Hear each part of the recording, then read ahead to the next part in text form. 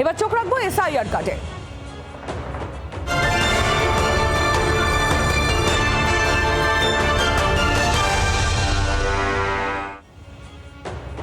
ভোটমুখী বাংলায় এখনো অব্যাহত এসআইআর বিতর্ক। চূড়ান্ত তালিকা প্রকাশের পর থেকে বিড়ম্বনায় বহু ভোটার।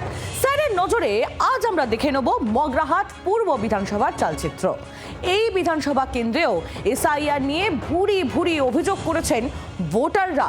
মগরাহাট পূর্ব বিধানসভার মোট ভোটার 2,38,110 জন, মহিলা ভোটার 1,14,232, পুরুষ ভোটার 1,23,858, আর বাদ গিয়েছে 15,500 জন ভোটারের নাম।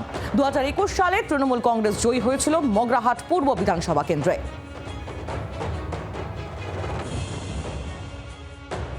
এসআইআর তো সম্পূর্ণভাবে মানুষের হ্যারাসমেন্ট করা ছাড়া আর কিছুই নয়। কারণ হচ্ছে আমাদের 2002-এ আমার নিজের নাম আছে, সেখানে আমার নাম যা ছিল সেখানে আমার এক কুমার মাঝখানে অ্যাড হয়েছে। তার জন্য আমি কিছুদিন পরে আমি ওটাকে সংশোধন করি, ভিডিও থেকে আমার সংশোধন করি। সেরকম ভাবে আমাদের আইডেন্টি কার্ড আছে, তারপরেও আমাদের এসআইআর ডেকেছে।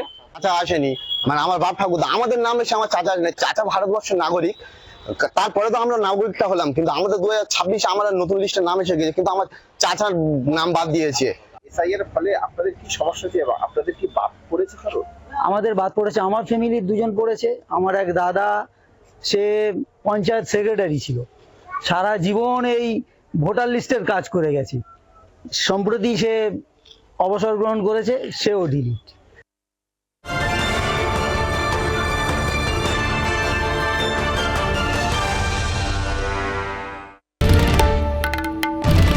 বাংলার আওয়াজ, বাঙালির আবেগ, জি 24 ঘন্টা।